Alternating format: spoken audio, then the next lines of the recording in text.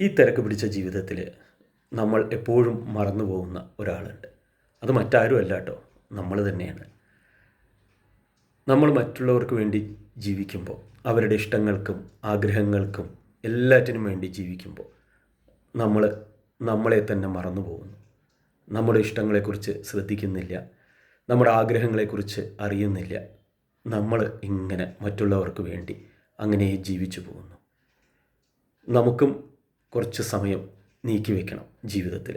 നമ്മളെക്കുറിച്ച് അറിയണം, നമ്മുടെ ഇഷ്ടങ്ങളെക്കുറിച്ച് അറിയണം, നമ്മൾ ആ ഇഷ്ടങ്ങൾക്ക് ഒപ്പം സഞ്ചരിക്കണം.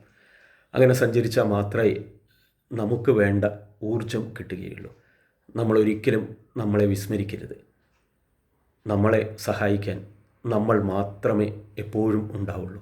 കേട്ടിട്ടില്ലേ, ജനിച്ചത് ഒറ്റയ്ക്ക്, മരിക്കുന്നതും ഒറ്റയ്ക്ക്. അതിൻ്റെ ഇടയിൽ നമുക്ക് കുറേ ബന്ധങ്ങൾ വന്നിട്ടുണ്ടാവാം, പക്ഷേ നമ്മുടെ കൂടെ ഉണ്ടായിരുന്ന ആൾ നമ്മൾ മാത്രമാണ്. അതുകൊണ്ട് നമ്മളെ മറന്ന് ഒരിക്കലും ജീവിക്കരുത്. നമുക്ക് വേണ്ടിയും എപ്പോഴും ജീവിക്കുക.